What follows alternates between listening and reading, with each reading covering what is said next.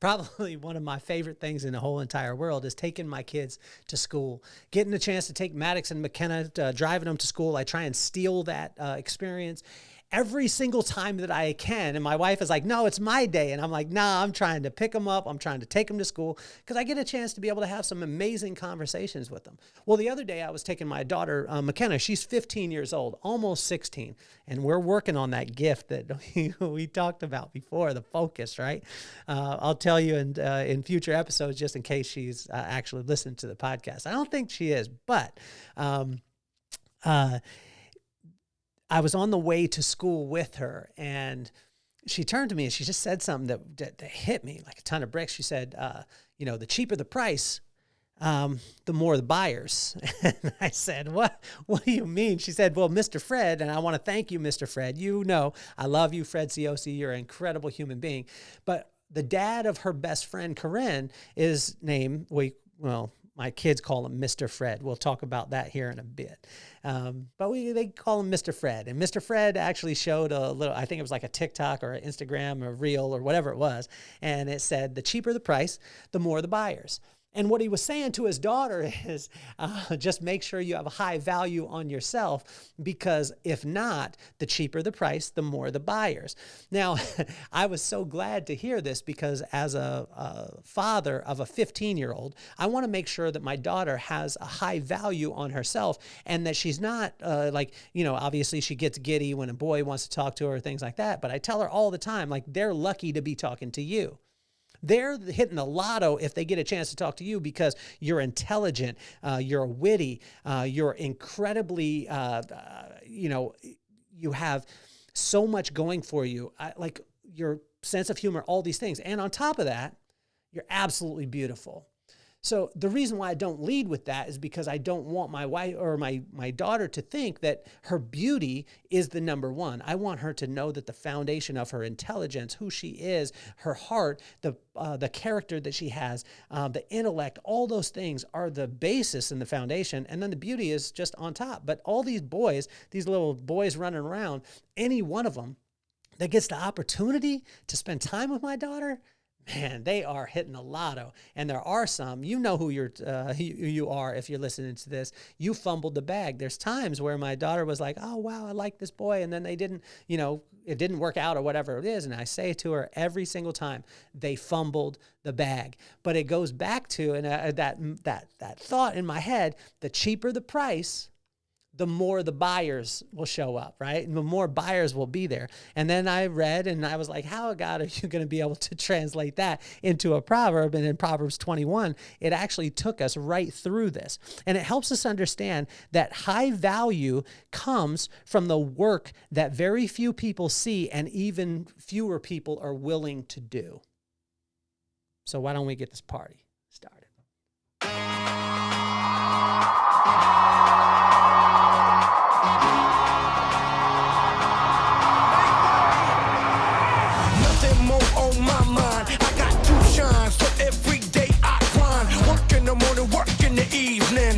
Achieving, cause we believing it's for certain. We put the work in. We ain't stopped just because it's hurting right before your eyes. So it's coming to no surprise. The takeover is televised over and over and over again. Make no mistake, we continue to win. Defeat never known, cause I will not lose. They wanna mimic my moves, but can't walk in my shoes.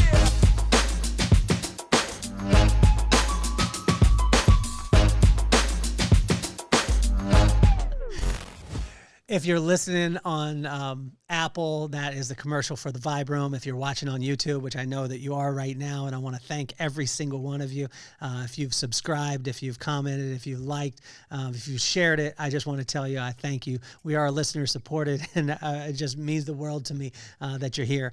And, this proverb, Proverb 21, which hit me really hard because it talked about the value that, if we want to raise our value, we'll do work that very few people that will see, and even fewer will actually be willing to do. And the amazing thing about it is it's pretty simple work. It's pretty simple work as far as the basis of it, and these Inchstones that we're doing, which make up the milestones, the little tiny things, the Inchstones that you put in place that when they pile up, and you celebrate them. Did this, yay! I got out of bed, yay! I was, I was nice to my kids today, yay! Whatever it was, those pile on and become the milestones as you go. And so I want to thank you guys for being here with me. And station identification. We got our book. If you don't have the Vibe, go check it out on Instagram or go check it out on Amazon. You got Bling, which is the Bling Shine Serum, adds moisture, strength, and shine. Smells like vacation. It's unbelievable. But also too, the Vibe Room. The Vibe Room is November 9th. It's at the Edison House, and it is going to be unreal. Phenomenal lineup for you as always. But let's hop right into this proverb, because I was wondering how, the cheaper the price, the more the buyers. Now, some people are going to argue this and be like, well, if you have a high value, you're going to have less customers. Okay, well, that's a choice. When we're talking about business, that's just a choice. You can do a lot of volume, right, at a low price. That's completely fine. But this one pertained to my daughter at 15 years old, and I want her to have a high value on herself. And if she has a high value, there's not going to be as many buyers. There's not going to be as many little jokers running around. But the ones who do understand the value of it, and they're willing to put in the work. And so that's what ultimately I want for my daughter. So this is a very selfish one. But let's go right to it. So in verse 1, 2, 3, 21, who do you serve?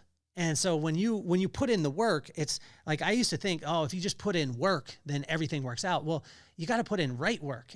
And so the question is like, who do you serve? And think about this, like, who do you serve in your heart, your mind, and your skills? Your heart, your mind, and your skills. And are they aligned? We talk about this, in times past, and I want to let you know of it, is when you take a word like vibe, right? A lot of people think of it as like a cushy kind of feeling. No, a vibe, right, is not the energy you bring into the room. It's the way in which people feel when you leave. But the only way that people will feel amazing when you leave is if your heart, your mind, and your skills are in line. So your heart set, which is your beliefs, your mindset, which is your intentions, and your skill set, which is your actions. You align those things, and I want to challenge you in this. Any single person that you feel great when you walk away from, ask yourself, are they consistent in those areas? Is their heart aligned with their mind? Is their mind aligned with their actions? And so when that happens, it's unreal what can happen. So, and ask yourself, like, who do you serve? And who is your heart serving? Who is your mind serving? Who is your skill serving? If they're all in alignment, guys, it is curtains. It makes things so much simpler in all aspects of life. In verse 4 and 20, your eyes will fill up your heart.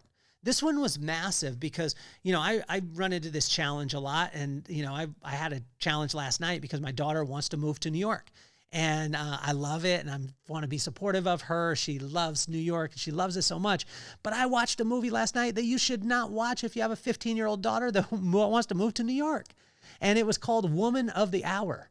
And it was about Rodney Akala, and he was a serial killer, and he murdered like 130 people. He was on the dating game, and, it was awful. And all I could think about was my daughter being alone in New York City and all these crazy people. So my eyes, as I watched it, it filled my heart up with this. And I was like, I almost wanted to just go in. It was a little bit late, but after I watched it, and I was like, I shouldn't have watched the movie, but I definitely want to go hug my daughter. But it got into my heart because it came through my eyes. You got to be conscious of what you allow yourself to see and what you're around of and become aware of, because it ultimately gets into your heart. When your heart fills up, it'll come out your mouth. Once it comes out your mouth, then your feet will start to move towards your words. And so just be conscious of this. My feet were wanting to move towards like telling my daughter, no, you need to stay at home with me. Don't go to New York. But it's her dream, everything like that. I'm probably going to watch some Disney movies tonight to counteract it as much as possible. In verse 5, 6, 7, 8, 10, 18, 22, 25, 26, and 29, this is pretty important, right? So think of this. Hard, right work prospers. Hard, right work prospers. It means that you work hard. You push yourself. I went to the doctor yesterday and I asked her, and she said my cholesterol was a little bit high. And I was like, does that mean I'm elite? And she was like, well, I guess if you want to put it in that way, yes, you're very elite. And I was like, well, what could be the best? She said, vigorous exercise. I said, is walking around the block. She's like, nah, you got to push. You got to work hard at it. And so hard right work prospers. Anything that you do and you focus your mind and you work hard at it and you're doing what you were purposed to do, guess what'll happen? It'll start to prosper. It won't prosper overnight. And I've seen this over time so much, and especially with myself when I started Inchstones and I started going through the corresponding proverb for the corresponding day, the listenership dropped off like you couldn't even believe. But you just got to work hard at it. You just got to keep going. You got to adapt and make it. And some of the episodes that I've looked at and I've looked past, and I look at it and I'm like, oh man, that wasn't that great. But you know what? You just got to keep going. You got to move and you got to make it better all the time. Hard right work prospers. In verse 9, 14, 15, 19, 24, and 27, a little right is more valuable than a lot of wrong. And it goes right in line with the cheaper the price, the more the buyers that are going to show up, right? A little bit of right is more valuable than a lot of wrong. And I always tried to debunk this theory because I was like, nah, more is better. Because as growing up as a kid in Lompoc, California, in a 1-bedroom apartment with 5 people, like I was like, nah, I'm just trying to get a bigger apartment. I don't care what it looks like. I just need more than just this one room. But what I found was, and this is what my mom was saying all the time, what my pops was saying, what my brother was saying, you got to keep doing the right thing. And a little bit of right is way better than a lot of wrong. In verse 11, 12, 16, 17, and 28, watch this. It just runs it down, right? And this is just principle based. Is seek, listen, pay attention, apply, and then rinse and repeat. I'll say it one more time for you. Seek, but be conscious of what you're seeking. That's what we asked right off the bat. Who you serving, right? In your heart, in your mind, and in your actions. Who are you serving? Are they aligned? When they're aligned, you have an irresistible vibe, right? So seek wisdom, listen to it, pay attention to it. That's different. Paying attention and listening to it, completely different things. Pay attention to it, apply it, and then rinse and repeat and do it over and over and over and over again. It's just like with my son, I ask him, did you brush your teeth? He's like, yeah. And then I asked him this morning and he's like, well, guys, you got to do it every single day. It's tough. It is not tough to brush your teeth. Boy, you need to brush your teeth. But I'm saying that sometimes it's tough to be able to stay consistent in these times. But seek wisdom, listen, pay attention, apply, and just rinse and repeat it all the time. Sometimes it'll get boring, but the boring work is the thing that brings the most reward. I promise you. In 13 to 23, be kind. You will run into yourself at some point. Be kind. Contribute to every single environment that you go into or every single person. Make sure that you leave something on the table because at some point you're going to run into yourself. And what I mean by this is that if you're nasty to people, you take advantage of people, you're going to run into yourself at some point and they're going to take advantage of you. Now, doesn't mean that won't happen at some point, but doing right is never wrong. There's never a wrong time to do right. So in verse 30, wisdom, insight, and plans are no match for the Lord. Wisdom, insight, plans are no match for the Lord.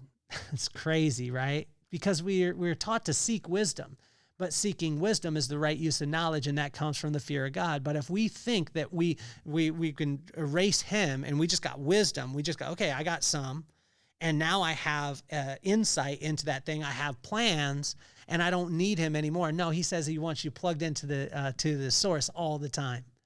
And when we do that, you'll see exponential things happen in your life. But also, too, like what he'll say is like, if you got the wisdom, you got the insight, you got the plans, but you ain't got me, it don't work. But if you have me, you'll have them all.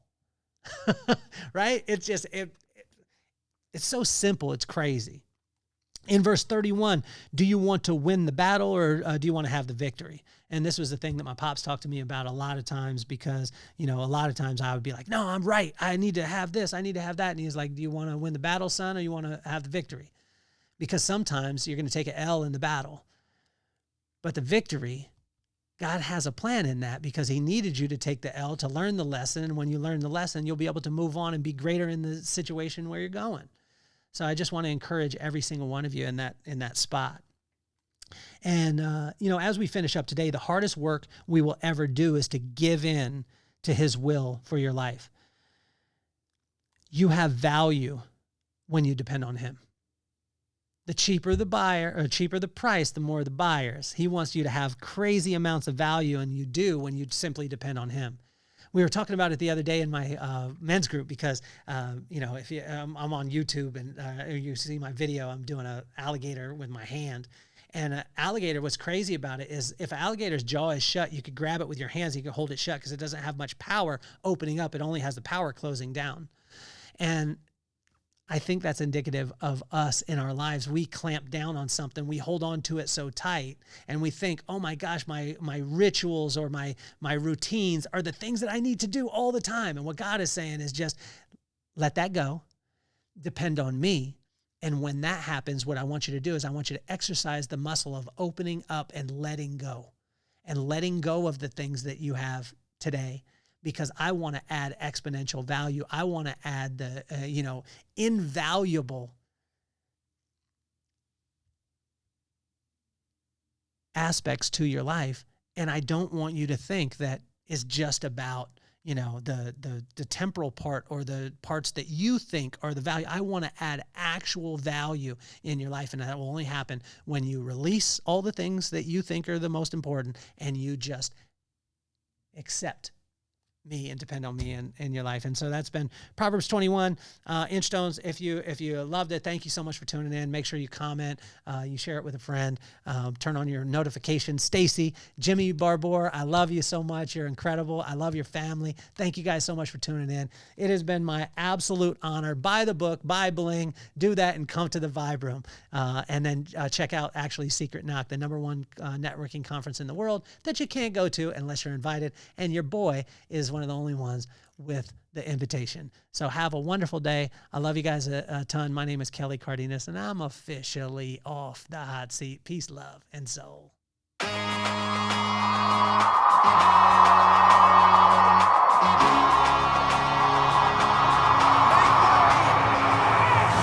more on my mind. I got to shine, so every day I climb. Work in the morning, work in the evening. We's achieving, cause we believing. It's for certain, we put the work in. We ain't stopped just because